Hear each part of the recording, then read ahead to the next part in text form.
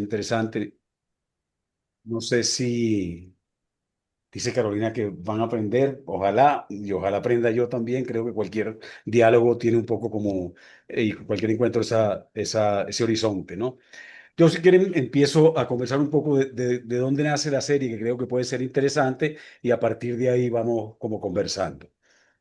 En realidad, esta serie parte de la plataforma de Netflix, que un día un ejecutivo de Netflix me llama y dice: quisiéramos hacer una historia en el contexto Mushe. Eh, Netflix se había planteado hacer historias profundamente mexicanas o querían hacer historias un poco como con esa ambición, dentro de lo que puede entender una plataforma como esa y unos ejecutivos como eso, lo mexicano, lo profundo, etcétera. Y entonces descubrieron el tema Mushe, les pareció interesante, llamativo, distinto, y entonces me propusieron hacer una historia. Yo al principio pensé en un thriller, vimos que eso no funcionaba y se me ocurrió, y fue lo que les propuse, hacer una historia de amistad. Les dije: vamos a hacer una historia no gay, en principio, porque el tema mushe se presta mucho. Las mushe, que no las o los mushes, después, si quieren, hablamos de eso, es, para quien no lo saben o no están tan enterados, en México tampoco hay mucha información. Es una comunidad que se encuentra sobre todo ubicada en la región del Istmo de Tehuantepec, eso es en el sur de México, en el estado de Oaxaca, cerca de la frontera, y se considera, aunque ellas no están muy de acuerdo, hay mucha discusión, un tercer sexo, digamos, ¿no? Un tercer género también, ¿no? Que pudieran decir: hay hombres, mujeres y mujeres dentro de la cultura zapoteca. Entonces, es una cosa que tiene bastante tradición. Hubo unas fotografías de principios del siglo XX donde aparecían las primeras mushes. Entonces, pero que se ha llevado como con cierta discreción, digamos, dentro de la cultura mexicana. Es decir, es muy normal que en el norte de México nadie tenga idea de que existen las mushes y que están ahí. Esa región de Tehuantepec es una región muy pobre, ¿no? Y muy hablante del zapoteco. Es posiblemente de las regiones donde haya más bilingüismo activo en México. Y eso es muy, muy interesante. Entonces yo, digamos, les propuse la idea de que fuera una relación no gay y una relación de amistad, porque me pareció que era como lo más interesante para entrarle a ese tema, que tiene muchos prejuicios. A mí me interesa mucho siempre, o me pregunto, ¿cuáles son los prejuicios de mi audiencia? Yo siempre me pregunto, lo primero que pregunto es el destinatario, es decir, más que qué tengo yo que decir, ¿quién va a consumir un poco esto? Y en México había como dos cosas. Primero, desconocimiento, después un país con un machismo como bien claro, que incluso considera que Netflix en general tiene una programación muy pro-gay, digamos, ¿no? En ciertas cosas. Entonces yo decía: bueno, ¿cómo podemos? Yo siempre acudo, y es un poco raro, pero como me eduqué con los jesuitas, a una frase de San Ignacio que decía en las misiones en China: entrar con la de ellos para salir con la nuestra. Entonces yo decía: pero ¿cómo entramos un poco por los prejuicios que tiene la audiencia y cómo los hago reír, los enamoro, los conmuevo con una historia, de repente, de dos niños y una amistad, para que después no puedan salir de eso y piensen de otra manera? Es decir, es posible desactivar las convenciones que tienen en la cabeza la audiencia o no, o cómo tratamos un tema tan difícil. A Netflix le encantó, le pareció muy bien. Yo sabía algo de los mushes, pero tampoco tanto. Entonces me fui a Ixtepec, a Tehuantepec, a una zona de Tehuantepec, y empecé a recorrer Juchitán, varias zonas y varios pueblos del Istmo, y a conocer mushes. Antes yo había leído bastantes investigaciones, hay mucha literatura y de muy diferentes tipos sobre las mushes, feministas, hiperfeministas, no sé, hay una cantidad de categorías, hay una cosa muy antropológica también. Lo que me pareció más interesante fue un trabajo de una tesis doctoral de un finlandés que se había venido para acá y había hecho 15 meses de inmersión en el Istmo de Tehuantepec y en las comunidades, y tenía un registro muy interesante de todo. Yo me fui y empecé a convivir un poco, a convivir y a conversar con las músicas, a poner a prueba un poco mi idea, que era la idea de amistad entre dos niños, a escuchar experiencias. Me interesaba mucho la infancia. Y me sorprendió que de las primeras cosas que me pidieron, casi la primera fue no romantizar la mucheidad, para decirlo de alguna manera. No está tan claro que todos ellos consideren que eso es un tercer sexo, ¿no? Ellas tienen mucho orgullo, porque además hay esta cosa zapoteca, por la mucheidad en general, tanto que algunas piensan que deberían escribir no sé a dónde para que no se diga LGTBQ+, sino M de Muche LGTBQ+, digamos, ¿no? Entonces tienen una cosa como muy fuerte, pero piensa que culturalmente hay que pensar, digamos, los géneros, y en ese sentido es muy contemporáneo con lo no binario, de otra manera, digamos, ¿no? En principio, las mushes, ni siquiera tenían, por ejemplo, a mí me parecía un poco como complicado porque hay mucha gente que dicen que no es gay, digamos, no se asumen como gay, tampoco como trans, ¿no? Sino que era una unidad distinta. A mí me pareció muy interesante, sobre todo el componente indígena zapoteco. En el zapoteco no hay artículos determinados. No se dice el, lo, la, ¿no? Para diferenciar sexo o... Por eso cuando ellas hablan en español, indistintamente dicen las muses, los muses, digamos. El artículo solo es numérico indeterminado para decir cantidad. Entonces, yo empecé a descubrir una cantidad de cosas que me parecieron muy interesantes. La petición de no romantizar me pareció fascinante. Muchas de ellas me hablaron y empecé a descubrir que en todas las infancias había muchos problemas de violencia, ¿verdad? Muchos problemas de violencia por parte de los padres, ¿no? De la comunidad y también incluso posibles abusos, porque el ser mucho o como identificar la posible muchedad, el género no claramente masculino o señales en un niño, como que le da permiso a los adultos de poder abusar o no.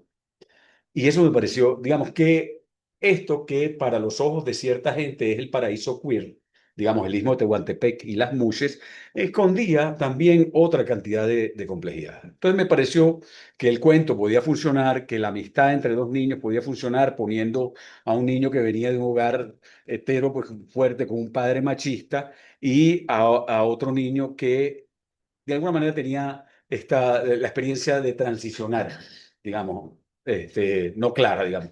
Y era una cosa que no se había trabajado mucho en televisión. Yo escribí dos capítulos, yo regresé, iba y venía, mientras iba como cotejando todas estas historias, y escribí dos capítulos de la serie. Trabajé con dos mushes a las que le pedí como subir al cuarto de escritores con las que empecé a interactuar. Es decir, una que se llama Alex Orozco, que es dramaturga y tiene su grupo de teatro, y con ella iba confirmando como la historia en general, y a Murabi Méndez, que pertenece a la sección cultural de una organización mushe muy vieja, que tiene 40 años, que se llama Las auténticas intrépidas buscadoras del peligro. Es un nombre maravilloso, un nombre pero genial, que se creó a partir de los años 80 para ayudar a combatir el SIDA, digamos, a partir de ahí, ¿no? Y entonces, con ella también, con Hammurabi, peloteé más bien los capítulos, los diálogos, veíamos una cantidad de cosas. Yo le había dicho a Netflix que quería que la serie, que el Zapoteco estuviera en la serie porque me parecía muy importante. Y ellos dijeron que sí. Y quedamos en que todo se tenía que filmar allá, que también, digamos, para evitar un poco estas cosas que pasan un poco en televisión y en México que dicen, vamos a hacer una historia de las indias huicholas y la protagonista es Talía, ¿me entiendes? O Noelí, y es una criolla o una mestiza, o ni siquiera una blanca cualquiera y la ponen como indígena. Entonces, la verdad que Netflix aprobó todo eso y empezamos como a trabajar. Después fue muy importante porque incorporamos a un director buenísimo que se llama Ernesto Contreras. Ernesto tiene una sensibilidad especial, es gay, ha trabajado un cine gay y tiene una historia, una película fabulosa que se la recomiendo, que se llama Soñar en otro idioma, que tiene el tema indígena y el tema gay y el tema del lenguaje. Y a mí me ayudó muchísimo porque yo soy una especie de cis clásico, ¿entiendes? ¿No?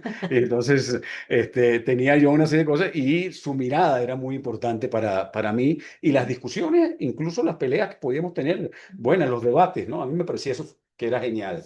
Y entonces esa dinámica creo que él tenía más mucho interés y fue eso muy iluminador en cómo tocar o trabajar, qué podíamos hacer con la infancia trans, con una infancia trans, digamos, ¿no? Para trabajarlas. No me dejen porque yo hablo mucho, entonces si quieren, si quieren paro aquí y seguimos. Paro aquí y seguimos o no sé, si tú... Bueno, pero cierra un poco algo que estás diciendo allí, entonces luego Em, retomamos, seguro van a bueno, surgir estuvimos, claro, todo, digamos, estuvimos trabajando un poco como la serie.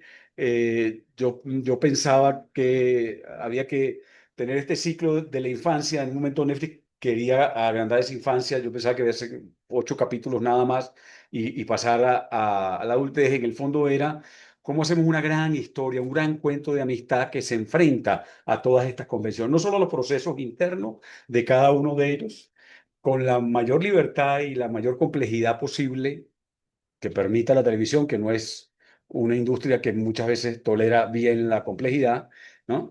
Y ver eso en el tiempo, en la adultez. Entonces trabajamos un poco eso e hicimos que los dos se hicieran adultos y creamos la historia como de otra manera, pues, ¿no? No sé, ahorita que me dijiste cerrar, me quedé así como... Ajá. me disculpo. No, el Ajá, redondear lo que estabas claro. diciendo allí, bueno, pues has introducido una cantidad de cosas muy interesantes que tienen que ver una con el lenguaje, otra que tiene que ver con ese otro registro, lo que no cabe en el registro donde se habla de lo trans, LGTB, etcétera, y cómo ellos completan algo de eso. Me parece que has puesto sobre la mesa una serie de temas interesantes, y este de la amistad. Luego diré algunas cosas o preguntaré algunas cosas en relación con eso, porque me parece que es una forma muy peculiar del amor, Ujú, de las variantes del amor, y del cual creo que los psicoanalistas hemos hablado poco, ¿no? Pero me parece que ahí hay algo que esta serie plantea allí con mucha sutileza. ujú. Bien, entonces, yo le daría la palabra a Miguel, que es el invitado por Bogotá, para que Pues nos... muchísimas gracias, Ángel.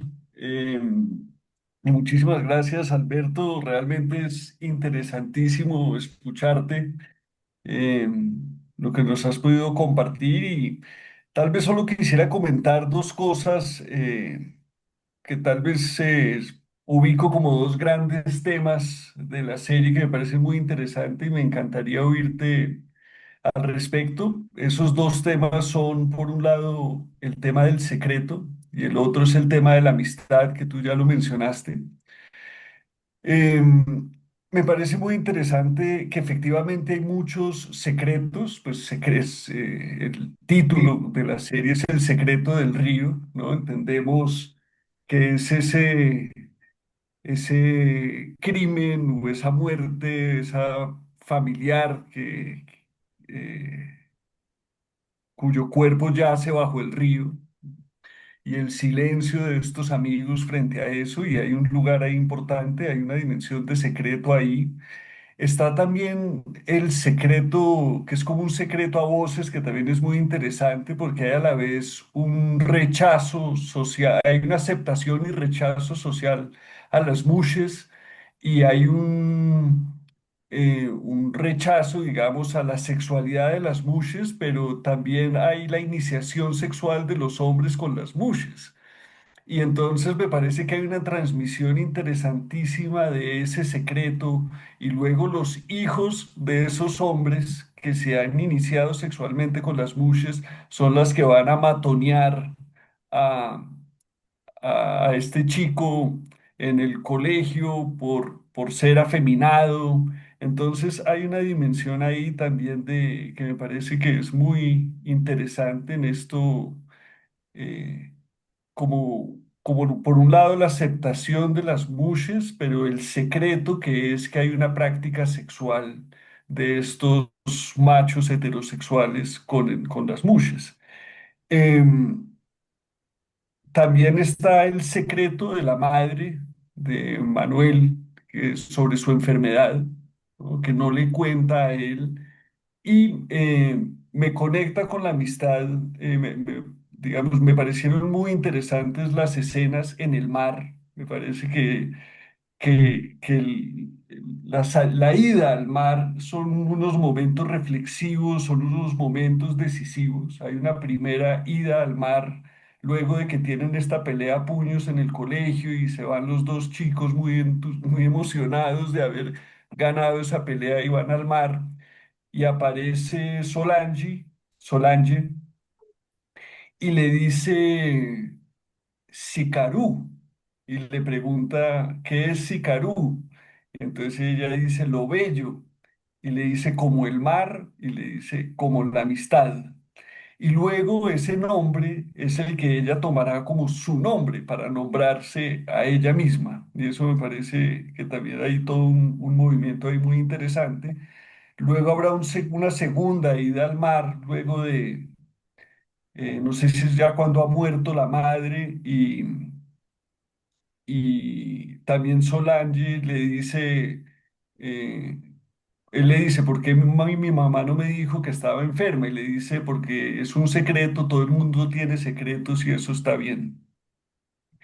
Pero me parece que hay una idea de la amistad ahí también que es interesante, que es como la aceptación de la diferencia, pero ni siquiera la aceptación, es como el encuentro desde la diferencia radical.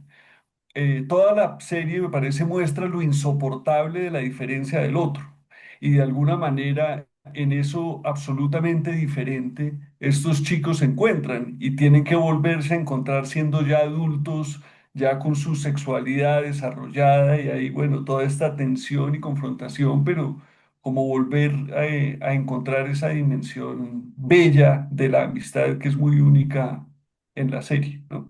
Eso sería como un comentario. Me interesaría mucho oírte a ti en relación a esos temas del secreto y la amistad. Gracias, Miguel. ¿Quieres entonces Bueno, pues sí. comentar sobre lo que trae Miguel? Bueno, la verdad es que me parece que tú, Miguel, lo has dicho perfectamente con respecto al secreto. Hay, por supuesto, elementos que son narrativos que funcionan en la historia, digamos, quizás el primero, el secreto que une a los dos con la muerte, que es como el detonante, pero después se van dando todo lo demás. A mí esta cosa de la sexualidad siempre me llamó mucho la atención en la cultura, digamos, y como pasa en Tehuantepec, porque hay una mezcla como de orgullo y vergüenza que es un poco rara, ¿verdad? Por otro lado, además, también hay un valor comercial. La vela Mushe es impresionante. Digamos, eso se realiza en noviembre, es una fiesta. Las velas son las antiguas fiestas religiosas y se realizan en todo el istmo. A las Mushes no las dejaron participar y organizaron su vela Mushe, que es un rumbón que dura 3 días en noviembre, generalmente, y a donde asisten 10.000 personas. Si viene gente de China, de Austria, de Canadá, es para toda la región incluso una cosa económicamente muy buena.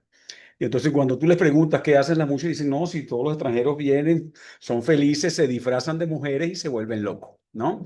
Entonces, que es un poco esta idea, cuando uno habla con las muchas, también allá una muche me decía, a ti, pregunta lo que quieras, todos los hombres en Juchitán te van a decir cualquier cosa, pero yo te voy a decir que todos ellos han cogido con una muche. ¿Mm? La presencia de la cosa sexual en la región, hay una especie como de sexualidad a flor de piel que asombra un poco, ¿no? Que para mí ni siquiera todavía está como muy clara, porque además en las mujeres hay algo que a mí me parece masculino, digamos, ¿no? Pero eso lo digo yo desde la ignorancia, punto. Pero que hay una relación con la genitalidad, ¿no?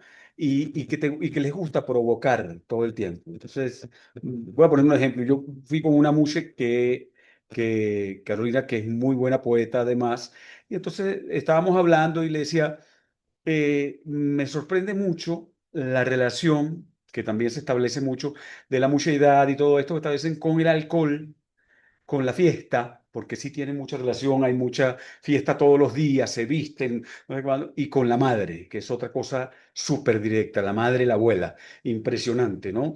Este, y él se me queda, él o ella se me queda mirando y me dice, son tres relaciones y te falta la principal.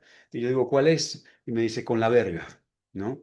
Este tipo de cosas, este tipo de provocaciones son como muy comunes que tú te quedas así y dices, ah, y digo que es masculina porque sí tiene una cosa con respecto a la sexualidad vista de esa manera a veces que yo digo, a ver, ¿no? ¿Cómo es esto? ¿No?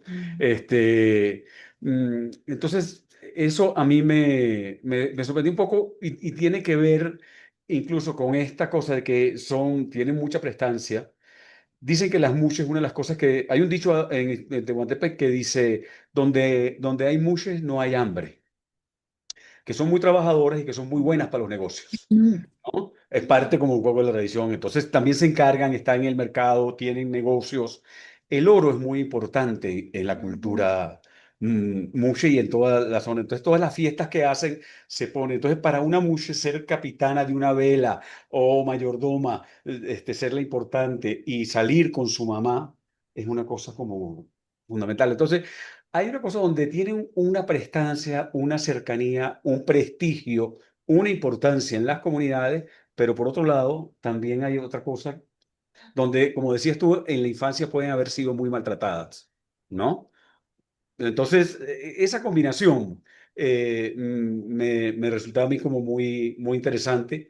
Todo es muy complejo. Yo al final de la serie traté, cuando vuelve Sikaru, de que Sikaru diga, yo no quiero ser Mushe, para tratar de demostrar también un poco toda esta complejidad, porque, digamos, también las Mushes se sentían muy orgullosas pero porque las dejan jugar supuestamente en la sociedad un rol, entre comillas, femenino. Pero ese rol femenino se reduce un poco a llevar falda, dejarse el moño y cuidar a los viejitos o cocinar. Entonces, ¿hasta qué punto Mm. eso podía estar o no? Me estoy alejando del tema de los secretos. Pero, entre otras cosas, es que hay algunas de esas cosas que tú has dicho que me parecen muy buenas, que no, quizás no las pensé yo deliberadamente, ¿no? Es decir, por ejemplo, no había pensado y no había alineado, digamos, el secreto de ellos y el secreto de la sexualidad al secreto de la madre con respecto a, a su cáncer, ¿no? Entonces, y ahorita que lo pienso, tampoco con el secreto de Ámbar, que tiene una hija y nunca se lo dijo a los demás, que también es otro, ¿no? Y ahora me Sí. pregunto si es parte de la misma narrativa que yo hago, no necesariamente pensada desde la perspectiva de los secretos en otra dimensión, sino de una estructura dramática para que me funcione en 8 capítulos, ¿no? Lo de la amistad sí lo pensé mucho más deliberadamente y ahí sí hay una cosa. Yo desde el principio quería hacer una gran y poderosa historia de amistad. Quería que terminara bien, porque es otra cosa que pienso un poco como en todas las series que veíamos, tienen unos finales como terribles. Digamos, hay muy poco rescate de la amistad en nuestra cultura cuando es una cosa que yo creo que es fundamental. Retomo un poco lo que decía Ángel antes y es lo que dice Solange al final, cuando dice hablamos muchísimo del amor y muy poco de la amistad, que es en el fondo también una forma de amor, digamos, ¿no? Entonces, sí quería hacer algo que fuera emocionalmente poderoso, recatado pero poderoso con la amistad. ¿No? No sé, Miguel, si quieres agregar algo a partir de esta No, respuesta. no, no. No, me parece genial. Me quedé pensando también en el secreto, lo que habías mencionado antes y que apareció, que es la cuestión del abuso sexual infantil, ¿no? También Ujú. como otro secreto que está Sí, ahí y toda esa dimensión de la infancia maltratada. Sí, si bien no es como, pues sí es explícita, pero no está puesto el foco ahí, pero es evidente, se muestra mucho eso en la serie, ¿no? Y cómo los niños tienen que lidiar con eso. sí. A ver, salió un poco, habría es que estoy pensando ahorita, en esta región. En las oficinas públicas, digamos, dentro del funcionamiento del sistema público, hay una oficina para las MUSES, digamos, ¿no? Es decir, el Estado mismo tiene esto incorporado, digamos, ¿no? Pero eso no quita que toda esta violencia siga existiendo, digamos, ¿no? Y haya pues, por supuesto, en general, para las MUSES, es un tema de militancia y de trabajo, de denuncia. Tienen muchas denuncias de casos de asesinatos, de agresiones, ¿no? Entonces, sí, sí lo siguen como en ese trabajo, pues, ¿no? Pero es parte de esa paradoja. Supuestamente sería el lugar de México, que emblemáticamente es un país machista donde todos somos machos, machos, machos, digamos, ¿no? Es el lugar de México donde esta diversidad sexual tiene más aceptación. Y sin embargo, si uno hurga un poco, este, hay grandes hechos, hay una gran realidad de violencia. Me parece que hay esto que tú mencionas como paradoja, ¿no? Primero que hay en este lugar que ocupan las mujeres en la iniciación sexual, que es de un Ujú, saber, es como el secreto del machismo, ¿no? De ujú. alguna manera, ¿no? O sea, que hay una apariencia del machismo, pero hay una fragilidad y una vulnerabilidad en relación al saber sexual, a la potencia sexual que está en juego, ¿no? Eso me llamó poderosamente la atención y en general como que ocupan un lugar que estoy recordando ahorita el título de la película eh, de Sagrado y Obsceno, pero en este Ujú, caso como Sagrado y Maldito, ¿no? O sea, ujú. hay en esta paradoja hay como un lugar allí me llama la atención poderosamente, ¿no? Y perdóname hacer una aclaración, que es que dos veces la anoté aquí y no lo he tomado. Lo de la iniciación sexual, que es una cosa que está en la tradición, pero a mí, digamos, cuando yo fui, me dijeron que eso en general ya no es una práctica, digamos, ¿no? Que eso, pues que de repente antes había, pero que ahorita no sería. Yo no sé hasta qué punto sí o no, pero, por ejemplo, me contaban otro tipo de cosas, que es, las muchas, hay uno que asesinaron de apellido Cazorla, que es una de las fundadoras de esta asociación, y lo asesinaron hace 4 o 5 años y no estaba muy claro, todavía están pidiendo. Pero una de las cosas que me decían, bueno, no, pero es que él se veía con muchos muchachos. Entonces, una de las cosas, por ejemplo, que funcionan y está en un personaje en la serie, es que quizás no hay tanto prejuicio en algunos casos con que un hombre tenga sexo con una mujer. De hecho, este caso Orla o otras mujeres que tenían dinero, ¿no?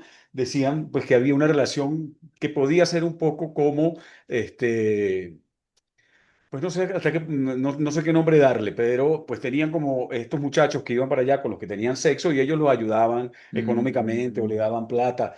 Me contaron de un caso de alguien que quería comprometerse con su novia y para comprar el anillo, tenía sexo con una mujer. Este tipo de cosas. Y que eso podía funcionar sin problemas. No sé hasta qué punto, digamos, tampoco yo, no. Digo, todo es parte como de una complejidad donde tampoco todo se habla así claramente. Yo fui y hablé muchas veces y te exacto. dicen unas cosas, pero la gente tampoco va a... Son medio Sí. dichas, Hay, temibles, sí. curiosamente, bueno, curiosamente no, digamos, hay grandes amistades de muchas mujeres. Y uno ve a muchas, digamos, con hombres, pero no tanto, digamos. En su relación con la mujer, es eso que aparece en la serie, por ejemplo, de Solange en el mercado, y en el mercado hay muchas, y están ahí, y sí, sí es una interacción tranquila, no sé qué. Y en las cantinas, y puede haber, y los hombres, pues conviven. Pero en amistad es mucho más con la mujer. Mm. Bien, vamos a darle la palabra entonces ahora a Omar para que introduzca algo Hola, allí. hola, Alberto, buenísimo. ¿Qué crees que yo agarré la serie, le di vueltas, hice un escrito, hice varios, varios borradores eh, y me quedaba vaya, con varias cuestiones, pero un poco siguiendo la conversación del día de hoy, creo que hay un recurso del cine que usas que a mí me gustó mucho, que es partir en dos la serie y armar una secuencia de un México casi que perdido en el tiempo, en donde el camión que llega y bueno, es muy viejito y uno no podría ubicar exactamente de qué época estamos hablando, para pasar y hacer una ruptura con otra época, digamos, muy actual. A mí me parecía muy actual. En la previa yo te lo contaba, me llama mucho la atención, la cuestión de la sexualidad pedófila, que además los últimos capítulos es una de las temáticas que se lleva el guión. Y en general, bueno, te quería preguntar por eso, por ese recurso, que de alguna manera parece que hay una ruptura en las enseñanzas, en las tradiciones, en esa transgeneracionalidad que se ve interrumpida por cierta, no sé, cierta actualidad, cierto ingreso de nuevas cosas. Eh, y por otro lado, hacerte la pregunta acerca de cómo ves tú, cómo quedó plasmado ahí, qué dice un cronista de la sexualidad de un pueblo en donde parece que todos se meten en problemas con eso. Este, y bueno, eh, te contaba por ahí que en alguna intervención por ahí que, ay, déjenme la busco, por aquí la debo de tener. Es, Paul B. Preciado hizo una presentación en donde se presentaba como el monstruo y decía, yo soy el monstruo que os habla. Paul B. Preciado es un activista trans y bueno, por ahí recogiendo esto en un libro, Miquel Basols decía algo.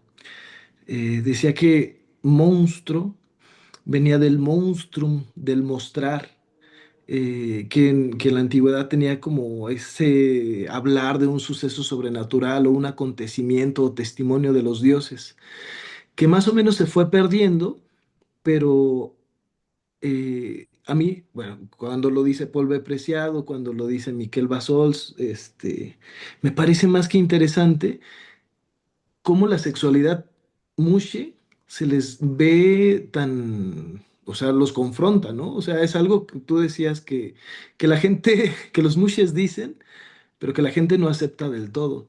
¿Y cómo está este lado oscuro, este lado secreto, que se puede ver y no ver? Y que de alguna manera es así como cierto designio que no deja de hablar, algo que está ahí en un pueblo incluso, o sea, en un pueblo con una cultura muy, muy antigua, pero siempre está ahí la cuestión sexual, que encuentran como una salida a la separación en un tercer sexo. Y por ahí, o sea, sin dar demasiado, sin generar una pregunta concreta para ver más bien qué es lo que nos puedes hablar de esto. Bueno, voy a la división, fíjate que yo no, me parece interesante que esta cosa que dices sobre la primera parte con el camión que llegue, que te parece que no está en el tiempo. Nosotros, no me acuerdo, pero ubicamos la serie más o menos. En esa época, toda esa zona del Istmo que dije yo que es muy pobre y tiene un poco, digamos eso, era una... yo siento que es una visión, para que tú veas como realista, de esa ruralidad en la que viven los niños. Lo que buscamos, lo que cambió realmente fue los taxis que son como motos, ¿no? Y entonces buscamos dos modelos porque sí ha habido un cambio, digamos. Pero en general sí queríamos trabajar un poco sobre esa ruralidad y después meternos en la modernidad. Ese cambio que se da con la muerte de Solange, ¿no? Que hacemos como, yo sé, el paso del tiempo y esta escena como tan fuerte que es algo que no está muy claro que de repente se practique ahorita, pero sí se hacía hasta hace poco, que es los zapotecos decían, si llegaste como hombre, te tienes que ir como hombre y a las muchas le cortaban el pelo, le quitaban la ropa y los enterraban. Y era una cosa como muy fuerte. Entonces lo utilizamos y claro, como en algún momento Netflix planteó que si había una segunda temporada, ¿qué íbamos a hacer? Yo no, la verdad que no quería y quería tener la historia como cerrada, pero yo les dije no importa porque se puede trabajar la historia de cómo le fue a Manuel, digamos, toda la historia de la adolescencia trans de Sicaru, ¿no? Pero me parecía que era fantástico tener no a la trans como este típica, digamos, sino que volviera a Estados Unidos y que fuera como una persona que ha vivido en otra cultura, que ha venido y que llega con otra visión. Fíjate que cuando yo hablé con las mushes, hubo una cosa que me pareció muy interesante. Algunas de ellas tenían incluso una división de la historia o del proceso de las diferentes mushes con los nombres que elegían para ponerse. Decía que al principio, la de los 80, digamos, las que hicieron la asociación, este, pues tienen nombre, Felina se llama una, digamos, ¿no? Vamos a decir, que después venía toda una generación que se puso nombres de telenovelas, ¿no? De actrices de telenovelas, de no sé cuánto, Peregrina, esas cosas. Y después otras que habían tenido unos nombres como más Carolina, ¿no? Entonces, y decían que se correspondían a diferentes épocas, como al principio no salieron y que fue muy importante la salida. Ellas establecen algunas cosas que eran interesantes, digamos, cómo empezaron unas a ir a Ciudad de México, a venir a Ciudad de México, había una comunidad muche en Tabacalera, digamos, ¿no?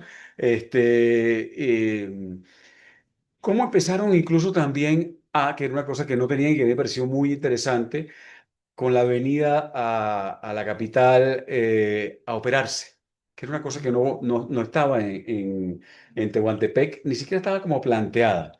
Las mujeres en general no se intervienen, entonces poco a poco con un proceso que también tiene que ver, me figuro yo, las cirugías en general en las mujeres también, empezaron a ponerse senos, ¿no? Algunas, y eso empezó a ser como pues a tener una especie como de furor. Por eso yo también lo puse en la serie, porque sí había mucho problema con la venta de químicos y de baratos y con inyecciones que generaban como muerte. Pero decía un poco como eso, y ya en el último proceso sí ya se hormonan mucho más, digamos. Hay un proceso más ligado a la experiencia trans, digamos. Pero no, yo la dividí porque me parecía que la infancia no me iba a dar para más, para lo que quería contar y que era mucho más importante ver cómo habían crecido estos dos y cómo en la adultez la amistad volvía a ponerse a prueba, ¿no? Y podía de alguna manera enfrentar otros dilemas, ¿no?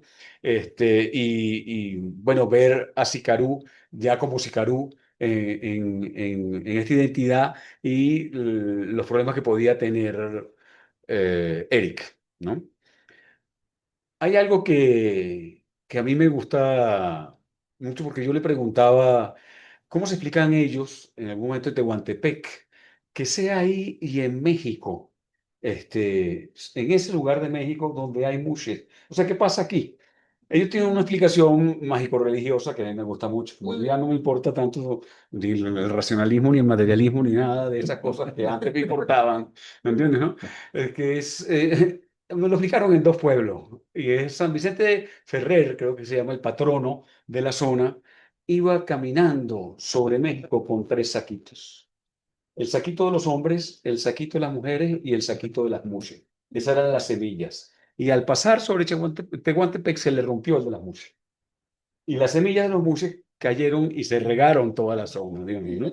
Es una explicación que a mí, digamos, me gusta, porque sí es algo impresionante porque no es que tú digas, bueno, sí debe, pero en el resto de México no existe esto, digamos, ¿no? Eh, Ahora, ya se me olvidaron es que lo del monstruo no sé muy bien Ajá. Hay una cómo escena que, pensaron. Exacto. hay una escena en donde Sicario enfrenta a Braulio y se le acerca y entre más se acerca, Braulio más se hace hacia atrás. Y me parece muy interesante porque eh, había algo que los hombres, digamos así, los hombres muy hombres, por decirlos de alguna manera, rechazan y parece que les asusta. Ya. Y que aparece de manera repetida, o sea, uno puede ubicar varias escenas en donde los hombres muy hombres, como que se hacen para atrás. Y hay otros por ahí que como que pueden ver algo o aceptar algo de lo femenino en ellos o aceptar algo de Ujú. esa terceridad que, que no les, digamos, no les asusta, pues no les parece como Sí. monstruoso. Claro, ya, pero fíjate tú que yo pienso que eso también es como la nuez o parte de la nuez de la relación entre Sikaru y Eric.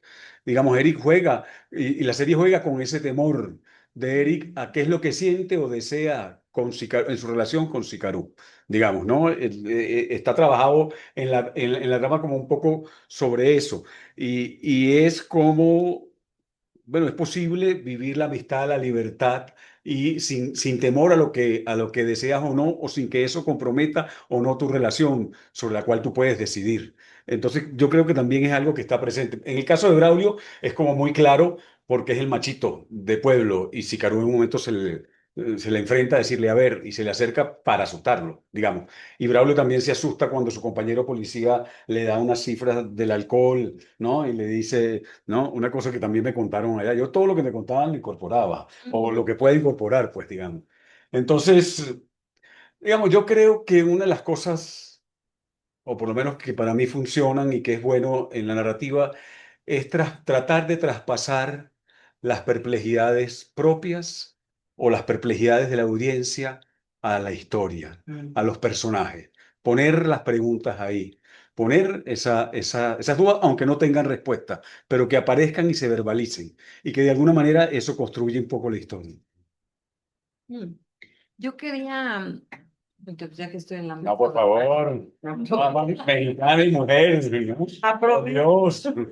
Es lo que, es lo que, Me parece interesante varias cosas muchas cosas de las que has dicho, Alberto. Por un lado, esto que decía y que creo que no hay que dejar de lado, digamos, de la lengua zapoteca y de Mushe, y como eso no hace referencia a un artículo masculino o femenino, ¿no? Eso me parece que sucede ahí porque hay algo de eso, de Caro, esa cosa que lo permite, ¿no? Sí. ¿te podrías acercar a un ¿No se micrófono? escucha? Ah, Es perdón. muy bajito. Ahí ya mejor. Perfecto. Entonces decía, o sea, que creo que hay algo de esa cultura que, digamos, que no lo podemos pensar por fuera de la cultura zapoteca, me parece, ¿no? O sea, porque todo el tiempo pensaba, está bien, está esta idea mítica de por qué hay las mushes, ¿no? Pero bueno, sí, habría que pensar, ¿no? Por qué y cómo el lenguaje permite eso, porque justamente no refiere a hombre o mujer, y tú mismo decías que no necesariamente es el tercer sexo. Eso por un lado. Y por el otro me dejaste pensando en esto de cómo ellas en las entrevistas a las que tú, bueno, ellas, a las que tú vas, justamente dicen que no habría que romantizar esto de esta cuestión, porque claro, uno pensaría es la total libertad, qué bien, ahí es, ¿no? El paraíso de no sé qué, porque Sí. no, nosotros no lo veríamos así. Y todo el tiempo está esta cuestión que se ha tratado de la sexualidad, que es siempre compleja, ¿no? Digamos, habitar un cuerpo, sabemos nosotros que siempre es complicado, ¿no? Habitar un cuerpo sexuado, ¿no? Más allá de con qué te identificas, qué eres. Creo que eso es un tema que para nosotros psicoanalistas siempre es interesante pensarlo, tomando el texto de Miquel Bassols, donde dice, no hay diferencia sexual en el inconsciente, ¿no? O sea, ahí no es hombre o mujer, digamos, no hay eso, no hay un inconsciente femenino o masculino. Nosotros no lo pensamos así, digamos. Entonces, creo que hay algo de esto que es muy interesante y que está ahí, que creo que digamos, que hay algo de la cuestión del secreto, que el famoso secreto a voces, ¿no? O sea, como que hay algo que todos sabemos, pero, ¿no? Pero que es como que fundante. Nosotros también sabemos eso, ¿no? Juan Gabriel decía lo que se ve no se pregunta, ¿no? Sí, claro. Vivimos en este país, ¿no? O sea, es decir, esta cuestión de que la gente tiene relaciones con transvesti, por ejemplo, no, o entre hombres, no es, en este país es algo que sucede, ¿no? Pero me parece que es eso, que la sexualidad es algo que nos cuestiona, que tiene todo un trabajo, que nos divide, ¿no? Entonces, me parece que eso es lo que, bueno, no sé, yo escuchándote, me parece como muy interesante eso, o sea, esta cuestión de justamente no es romantizar, porque hay algo que es hasta cierto punto un poco oscuro ahí, ¿no? O sea, se nos hace oscuro, aunque pareciera que está ahí, ¿no? Aunque es evidente, pero hay, ¿no? Esto.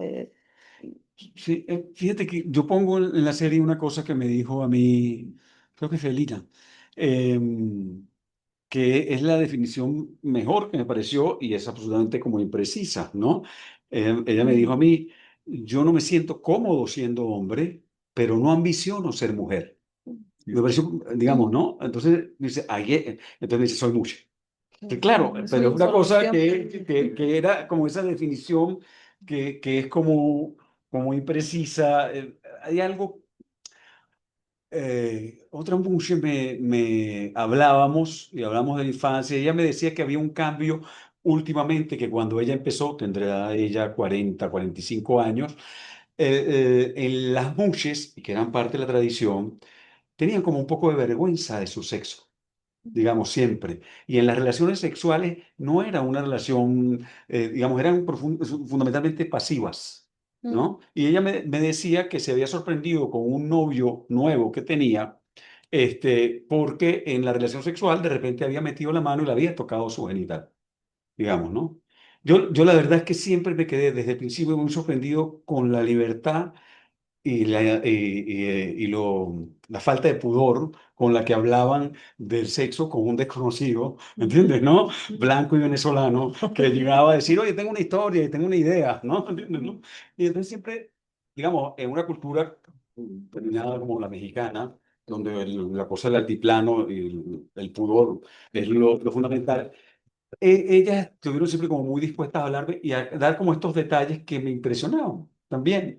Es decir, entonces sí, digamos, es también una cultura y una sexualidad que ha ido cambiando Mm, y que va cambiando, y frente a lo cual yo también estoy de acuerdo contigo, digamos, es una cosa que es visible, pero que tiene también ahí una oscuridad, que posiblemente es una oscuridad porque nos cuesta entenderla, precisarla, ¿no? Darle forma. Pero que evolucionando, si te entiendo, Ujú. conserva un cierto rasgo diferente, Sí, total. que no encaja. Hay algo que me hacía pregunta en el encuentro que hay con Sicaru cuando ya fue fuera de la ciudad, etcétera, y que deplora lo Mushe, Ujú, porque lo codifica ujú, con un discurso ujú, de, vamos a decir, más occidentalizado, que no me gusta decirlo así, ujú. porque me parece que hay algo acá, sobre todo con esa explicación mítica, que un saber o una configuración cultural que no es exactamente la misma de la cual surge, por ejemplo, la calificación LGTB, que me parece que está inscrito en el proyecto de lo universal, que termina siendo en realidad lo universitario más que lo Sí. universal, ¿no? Y Ujú, que es otra cosa, ¿no? Y que hay un momento entonces donde Sicaru justamente capta que esto es otra cosa, que no se puede encasillar de esa ujú. manera. Sí, Y no quiere decir que está aislado o que es arcaico, sino que es actual y es contemporáneo, ¿no? sí, Parece que hay algo allí que toca sí. también una particularidad cultural allí, donde lo mítico tiene un lugar que no Ujú, lo tiene, porque finalmente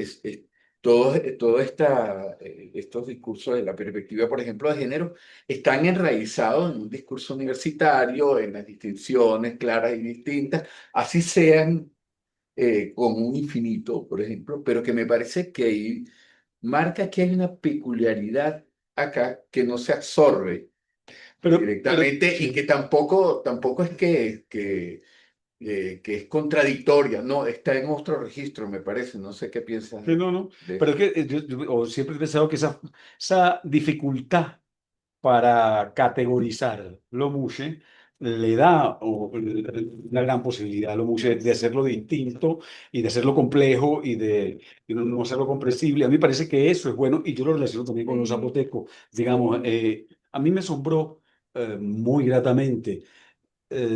Porque nosotros buscamos allá un profesor de zapoteco para trabajar con los actores, Mm, ¿verdad? Para que trabajara con los actores y para que estuviera en las grabaciones y que el zapoteco sonara de verdad como es, ¿no? mm. La cantidad de gente joven que está aprendiendo zapoteco me pareció impresionante. Me pareció que también ahí hay un rescate cultural, hay una vivencia que es diferente, digamos, ¿no? Con todas las complejidades que hay. Pero sí, sí, a mí me gusta mucho, porque aunque me cueste, las dificultades que representa lo mushe a la hora de contarlo, digamos, ¿no? O de Es ordenarlo, de eso. como que no se termina de atrapar y eso me parece, Sí. digamos, insisto, también para nosotros, para nuestro quehacer, eso que no se termina de atrapar es muy interesante, Sí. o sea, Sí.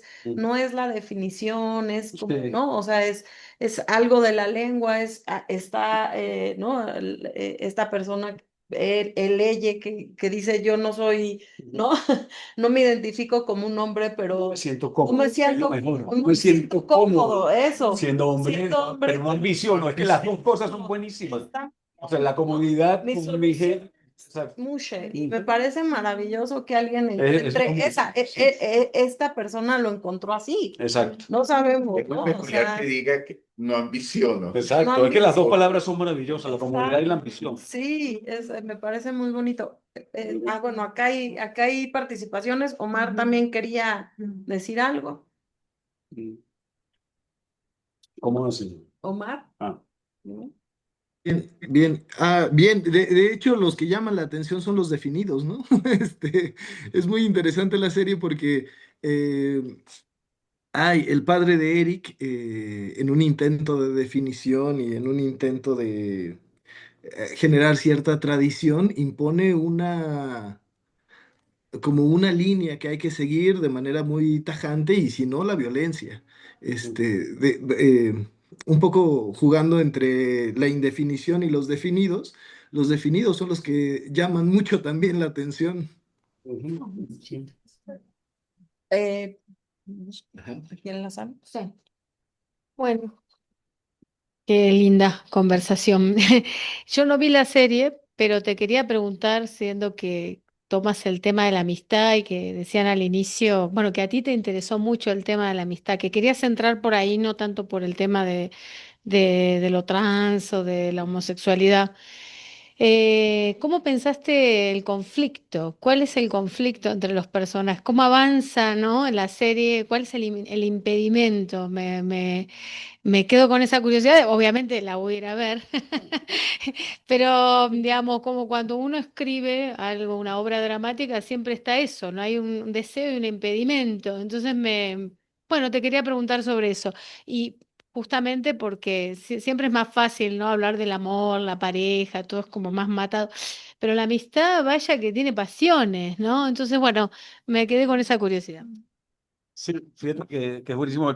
Yo establecí como dos conflictos. En principio yo quería que el conflicto viniera de ellos mismos y de sus diferencias, digamos. Son dos niños, pero eso tendría que ver con el mundo en el que viven, ¿verdad? Un niño está, su papá es un cis brutal macho mexicano que apenas ve al otro niño dice es joto, ¿no? Y entonces lo define y ya le parece que es un peligro para su hijo. El otro está viviendo con la abuela y sabe que está viviendo algo distinto, es como femenino, ¿no? Y entonces, a partir de ese conflicto, cómo ellos viven esa posibilidad de ser amigos porque se admiran y son amigos, ¿no? Pero el mundo exterior, pues se opone un poco a esa amistad. Y después creé un conflicto exterior que es el inicio de la serie, un familiar intenta abusar del niño que está queriendo transicionar, digamos que va a transicionar. Y los dos defendiéndolo en una cosa como accidental, matan a este tipo, o él se muere, digamos, cae. Y ellos dos quedan con ese secreto. Y digamos, eso también los une, los obliga a unirse.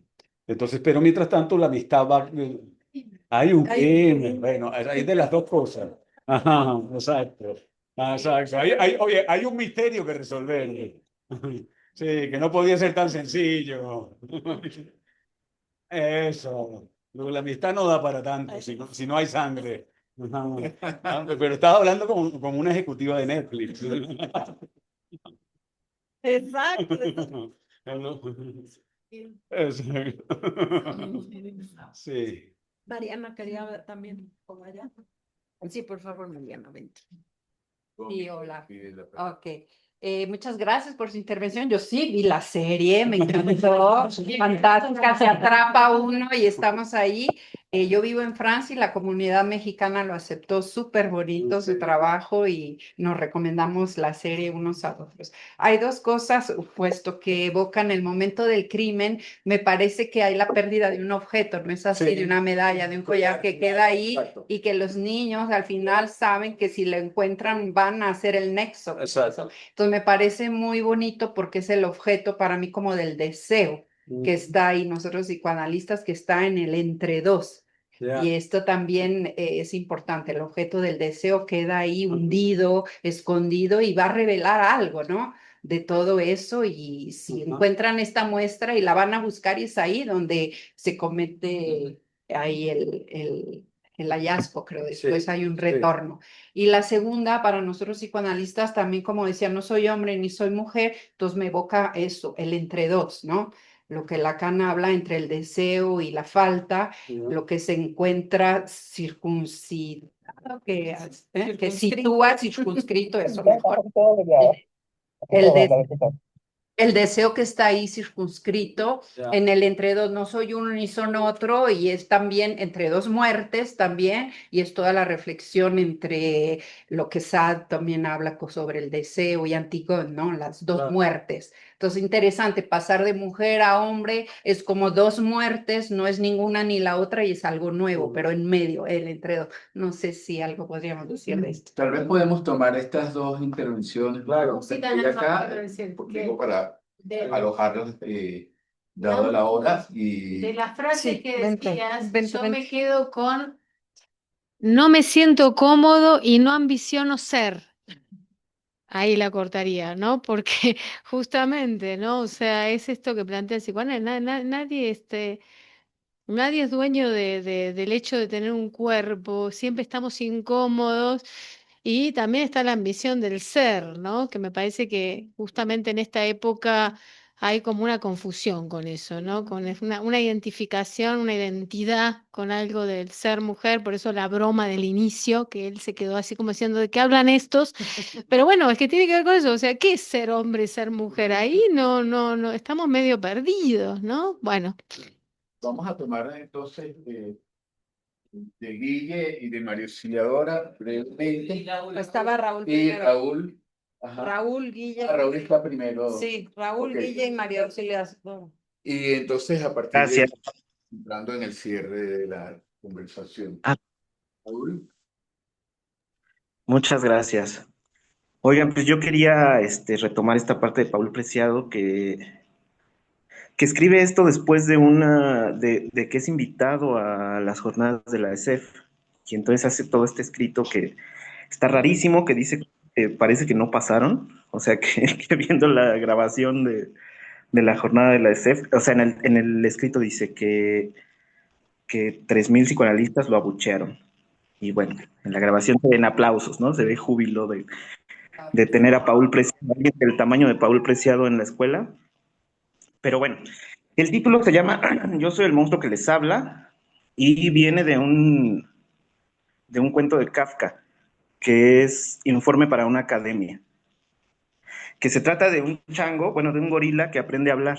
Y entonces va a una academia a decir cosas, ¿no? Sobre su experiencia de gorila. Y me parece que en este sentido de lo que es ser hombre, lo que es ser mujer, de cierta forma, nuestra postura como analizantes es la del chango que aprendió a hablar.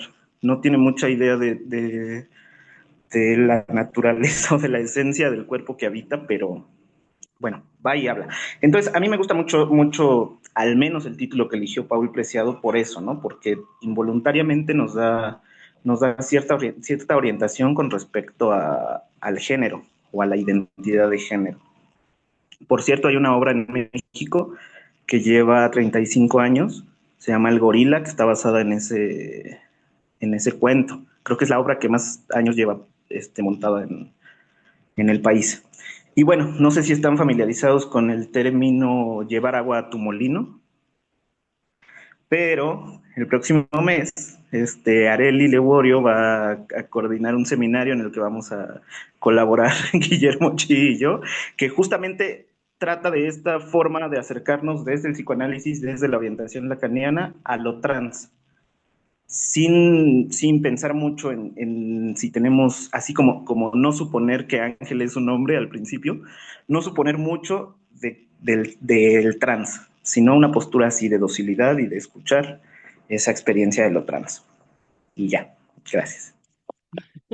Bueno, vamos a escuchar a Guille y luego a María Auxiliadora. Y entonces damos el pase a Alberto nuevamente. Hola, María Auxiliadora. No, Guille, Guille. bueno, Para ¿sí me acá, escuchan bien? Sí, sí. Ok. Bien, con el tema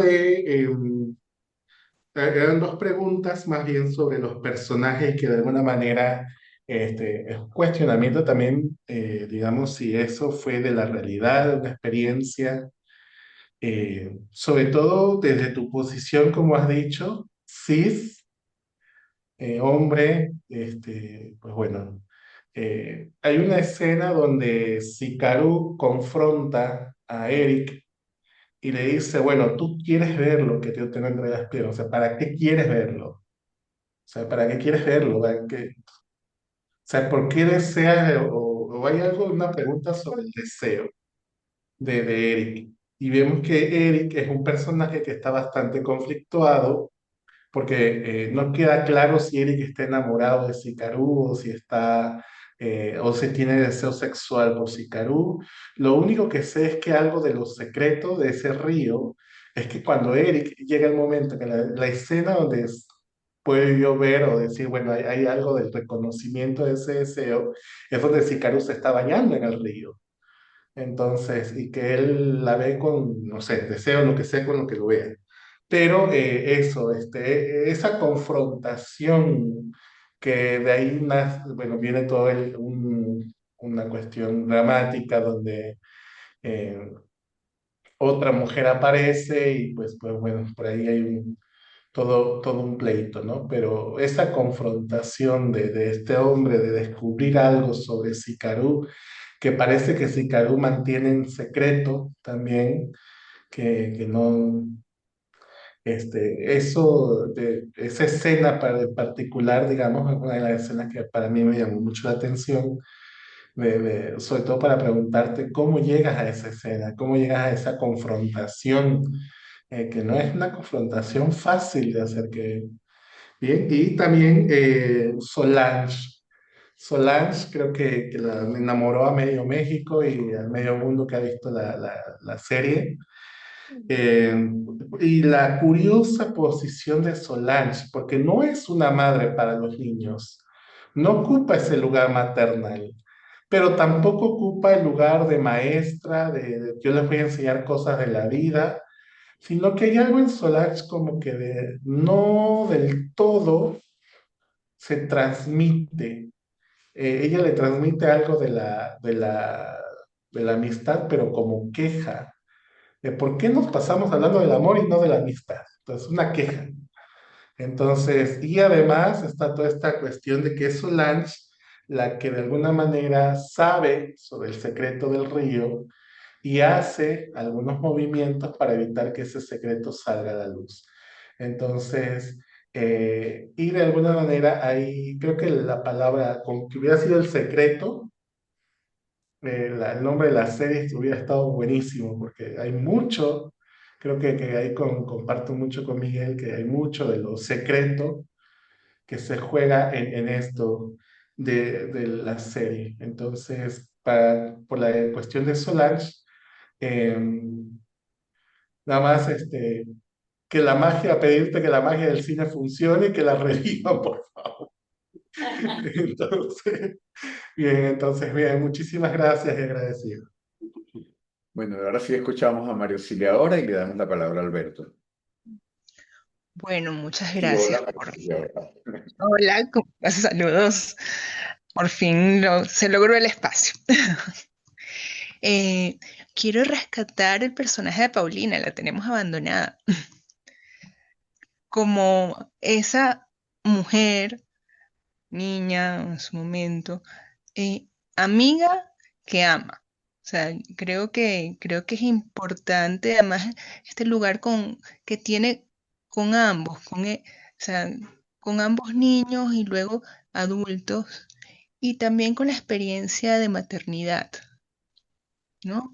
Esta posición con lo femenino que se le da tan naturalmente, esta posición con la amistad y el amor que se le da tan naturalmente. Y bueno, luego viene la duda y quizás todo, digamos, toda la novela alrededor de la triangulación, pero quiero rescatar esa que no tiene el prejuicio y que puede estar para ambos,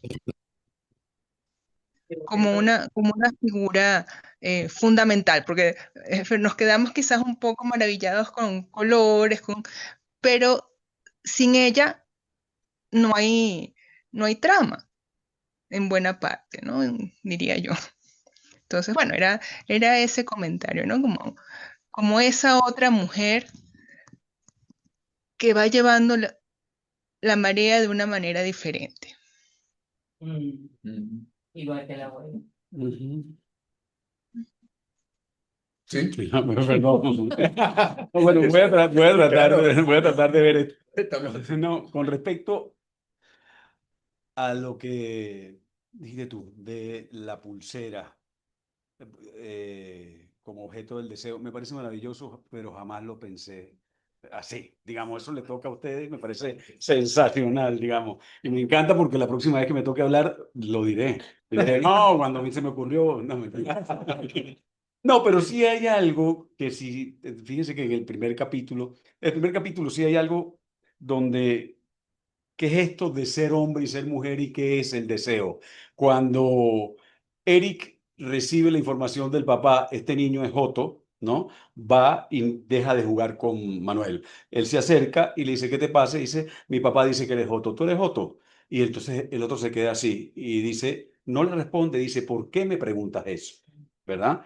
Y entonces el otro le dice, dime, ¿eres o no? Y entonces dice, no, y dice, no lo sabes, y dice, vente que lo vamos a averiguar y va corriendo a una representación de lo masculino, es decir, vamos a ver chichis, tetas, ¿entiendes? Para él es esa, digamos, se está desde el principio, yo traté como de establecer ese núcleo entre estos dos, diciendo qué es lo que tienen, ¿no? Para tratar de identificarse en como género y dentro del deseo. Y eso yo creo que trata de recorrerlo toda la serie y lo voy a tratar de juntar con lo que preguntaba aquí antes, digamos, ¿no? Pero sí, que tiene que ver con la escena que dices de Sicarú ya de grande, Sicarú y Eric.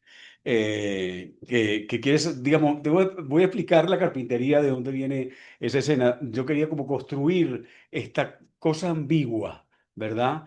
En, en Eric, en la amistad, ¿verdad? Toda amistad es un gusto también y cómo jugar con ese temor que él tiene Eric, que todavía viene con la herencia de su padre, digamos, y con todo eso, frente a Sicarú y no sabe cómo sentirse o no. Y entonces en un momento de la historia, cuando estamos reflexionando, yo digo, Eric debería plantearse, porque nuestro plan era nunca decir si Sicarú se operó o no, qué sexo tiene Sicarú genital, digamos, ¿no? Y entonces yo digo, bueno, pero si son amigos, Eric debería preguntárselo. Y Ernesto Contreras, con el que discutía yo esto, el director me dijo, no, eso no se puede hacer. Y yo le digo, ¿por qué? Me dice, bueno, porque eso no se hace. Yo digo, claro que se hace, digamos, ¿no? Entonces, yo se lo pregunté un poco como en posición de decir, yo a veces le decía, yo voy a hablar desde el mundo cis y con todas mis limitaciones, digamos, así tenga yo el femenino alto o bajo, no importa, tú vas a hablar desde lo otro y discutamos nosotros porque también es parte de la discusión que pueden tener Eric y Sicarú, digamos, ¿no? O Manuel, ¿no? Y entonces, de alguna manera, yo impuse que Eric cometiera esa impertinencia de preguntarle algo que, digamos, sobre todo el grupo gay que había dentro de la producción no estaba tan de acuerdo, ¿no? Pero a mí me parecía que era importante y que de alguna manera era poner sobre la mesa esta situación que era a lo que le temía Eric, que es su curiosidad, su deseo, sin resolverlo, digamos, está ahí y se acabó. digamos, reconocerlo era lo importante, digamos. Y esto lo voy a ligar con Paulina, que Maricela, ahora le agradezco que haya traído a Paulina, porque para mí es un personaje absolutamente fundamental también. Primero como niña en el juego los dos, pero también como grande, porque para mí representó un problema en algún momento, con también un poco con la discusión interna, puede ser como una especie de infidencia, pero en algún momento cuando yo pongo a Paulina a molestarse con Sicarú y le dice unas cosas terribles porque ella tiene miedo a que se convierta en una competencia o en una rival o algo así, y le dice, tú naciste hombre y te chingas, eso no lo vas a quitar, tú eres hombre, digamos, ¿no? Y por supuesto, internamente hubo una gente que se molestó conmigo y que dijo que yo estaba haciendo una escena transfóbica, etcétera, etcétera, etcétera. Y a mí me parece que todas estas discusiones fueron muy buenas y muy enriquecedoras. Yo me empeñé en que no, en que tenía que ser, y decía, bueno, porque esto no es una editorial, son personajes, los personajes son como los hombres, son muy perfectos, te puedes estallar, que es lo que nosotros necesitábamos. Y yo decía, muchas mujeres de la audiencia piensan así. Si nosotros no ponemos eso en la pantalla, la vamos a perder. Digamos, ¿no? Cuando hablo de traspasar las perplejidades, es un poco eso. Digo, y eso es como todos los hombres, ella después puede decir, ay, me equivoqué, rectificar, o sea, uno puede hacer lo que sea, pero en las historias tienen que tener estos niveles de complejidad y digamos, con temas tan delicados, siempre la tentación, creo yo, de editorializar, de alguna manera se nos va. Editorializar. Claro, de definir. Cuando, entonces, apostar un poco como a esa complejidad, a esa ambigüedad, a esas no decisiones definitivas, puede ser interesante. Y yo creo que en ese sentido, Paulina es como muy importante en la historia. Y Solange es maravillosa y entrañable. A mí me dolió mucho matarla y es lo que más me han reclamado en la vida después de una vez que dije en la radio que no me gustaban los perros. Pero Mira, Solange, solo quería una cosita. detenerme. Solange, yo lo que quería con Solange era crear un personaje absolutamente entrañable porque era la representación de la diversidad que podía encontrar Manuel. Digamos, lo maravilloso de Tehuantepec es que en la calle un niño como Manuel puede ver algo distinto a hombres y mujeres. Y puede ver a Solange, digamos. Si Solange representaba además esta cosa maravillosa, libre, simpática, muy amorosa, pues funcionaba. Era un poco la intención. Una pequeña acotación solamente es una pregunta que tenía un poco hacia el final, pero con esto que tú estás diciendo, en una entrevista que te hicieron, tú decías que la ficción, creo que lo decías, permite arrojar otra luz y hablabas de esto de no editorializar. Entonces, me llama mucho la atención porque es muy afín con lo que uno aprende como psicoanalista de la literatura, ¿no? O sea, en ese punto es como, no sé, para ti es como una ética, o sea, ¿de qué se trata? Hay una función narrativa allí, pero que justamente desarma ciertos esquemas e introduce algo que no sé cómo lo piensas tú, pero que de lo vivo de esa experiencia es lo que me parece que está allí cuando dices, bueno, así reaccionaría alguien del público, suena un poquito a mercadeo, pero es que realmente es una función también de la literatura, de arrojar luz sobre algo que está allí. Sí. Eso me Sí, interesa mucho. a ver, con toda franqueza digo, no siempre se puede. Pocas veces uno tiene oportunidad de tener series así, temas así y que tengas la libertad. También yo he pasado años en esta industria donde te dicen que era una historia de amor bonito y haz María la del barrio, ¿me entiendes? Digamos, con estos límites.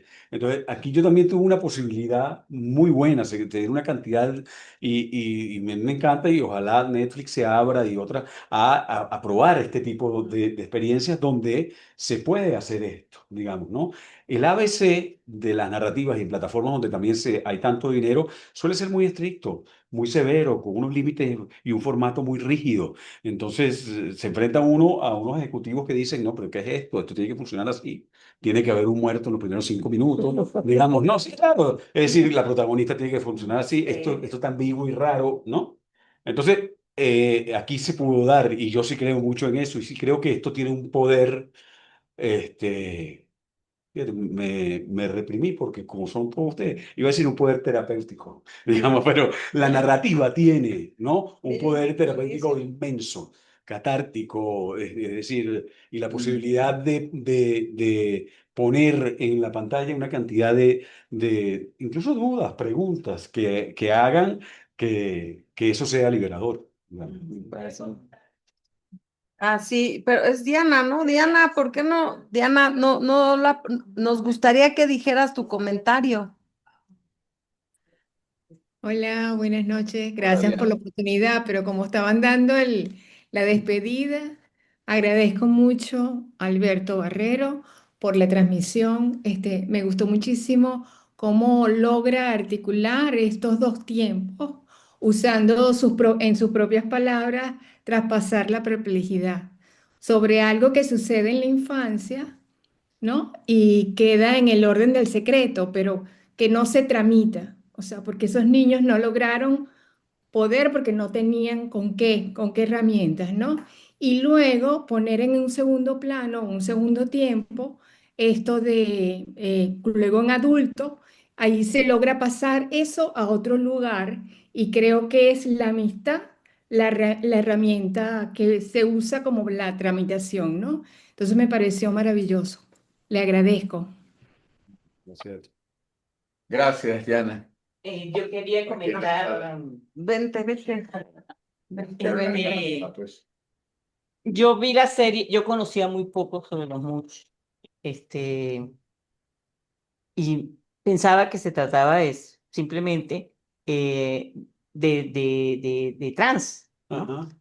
Y yo me quedo en la serie con una imagen que no es trans. O Bueno, sea, yo siento que es otra cosa. Yo siento que ellos dicen, o sea, están los trans, están los gays y están los gays.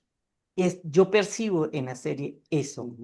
Y rescatar un poco lo que decía Guillermo Chi, el personaje de Solaris es una cosa espectacular. Es hermoso. es muy lindo. No debiste haberla matado. Bueno, Ahí, Qué grande. Omar. Omar, ya para cerrar entonces por acá. Bien, Alberto, yo sí siempre tengo acá muchas preguntas, y entonces hay una que me parecía bien interesante, que es la de la escena en donde se van a separar, en el primer capítulo, y entonces se encuentran con estos hombres que están como cazando iguanas. ah, sí. Y ahí es donde se sella la amistad, o sea, porque incluso la escena previa es que le dice, pues tú si quieres dile a tu mamá que te juntas conmigo y no lo haces, ¿no? Y me pareció muy interesante porque en esta crónica de Manuel, que digo, inicia con él, termina, finaliza ahí con él, Manuel encuentra algo que lo va a anclar de alguna manera a Eric. Y quería ver si presionando un poco podía hacerte Ah, decir qué es eso en esa escena que de alguna manera parece que los ancla uno con el otro. pues fíjate que yo no sé si es lo que yo creo y lo que quisimos hacer es más bien que Eric encuentre en Manuel algo que lo hace admirarlo, digamos, ¿no? Entonces, redescubrir a Manuel de una manera distinta a lo que el padre lo ha definido. El padre ha dicho, este es un maricón que te va a poner, no lo, ya sabe eso, y de repente Manuel es alguien que rescata una iguana y que se atreve a abrir una reja de un lugar prohibido y a decirle, me vale madres que en este parque eólico no se puede entrar, vamos a entrar. Y a partir de ahí se desata lo que yo intenté hacer fue justamente eso, darle a Eric un elemento para decir, aquí está, y esto puede ser una gran amistad. Miguel. Ujú. Bien, no, sé que estamos en el cierre y pues quería agradecerte pues a todos esta oportunidad, esta conversación tan interesante.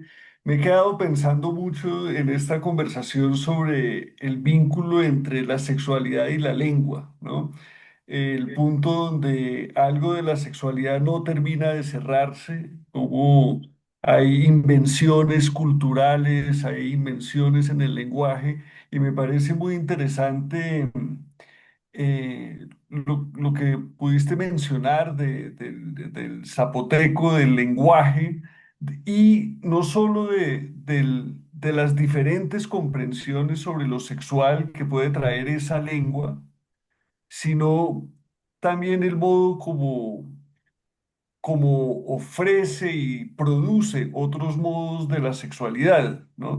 También yo creo que, digamos, y me parece que también lo muestra la serie, que claro, uno pensaría que como que existe lo trans y diferentes culturas lo nombran eso con diferentes palabras, pero me parece que lo que muestra la serie es otra cosa.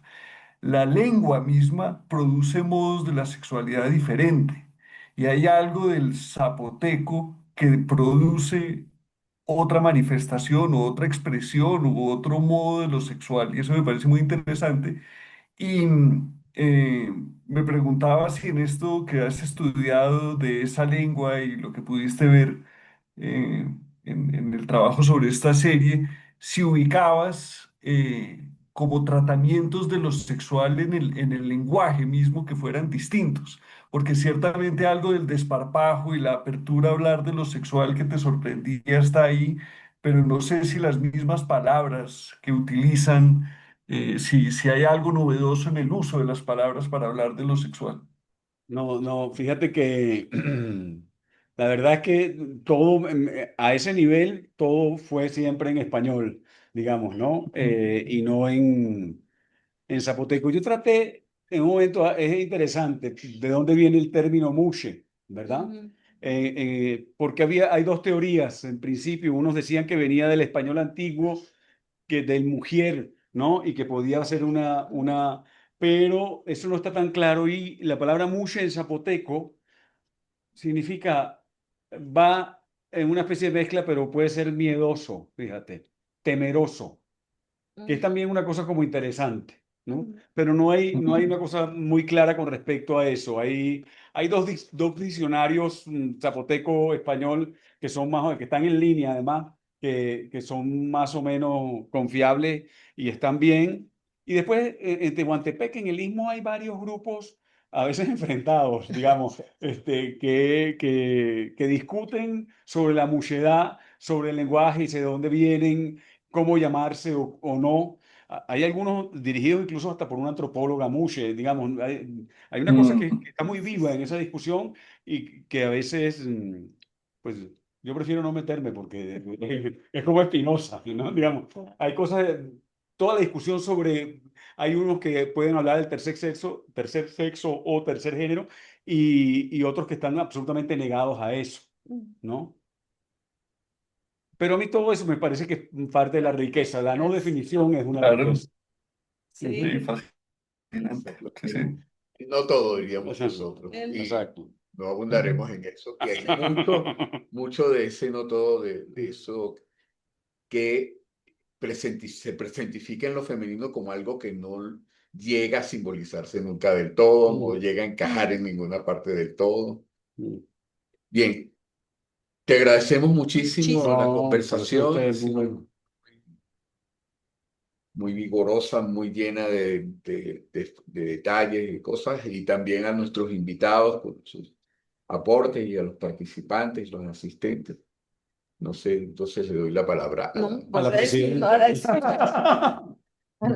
no sé qué presidenta, pero ¿de qué presidenta? ¿Presidenta de qué? Ah, de la mesa. Gracias, presidente de la mesa. Eso. No, muchísimas gracias, Alberto. Sí, Realmente ha sido sí. una conversación muy interesante y de eso se trataba, de Buenísimo. esta conversación, de eso que en los encuentros de estos discursos y bueno, los esperamos para la que sigue. Buenísimo. Ya Gracias, están- gracias a También ustedes. para las secuelas. Si las...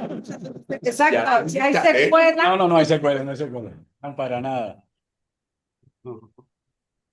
Muchas gracias, buenas Gracias. noches. Gracias, Miguel. Muchas gracias. Muchas gracias. Buenas noches. Gracias. Gracias, Carolina, Alberto, Ángel, Omar y los demás. Adiós. Perfecto. Muy No sé si bien. le gustan los gatos, ya que no le gustan los perros. ¿Quiere un gatito? Sí, tengo un gato. Ah. No, no te vayas, gatos, sigue. gatos sí, perros no. Esa es mi consigna. Vamos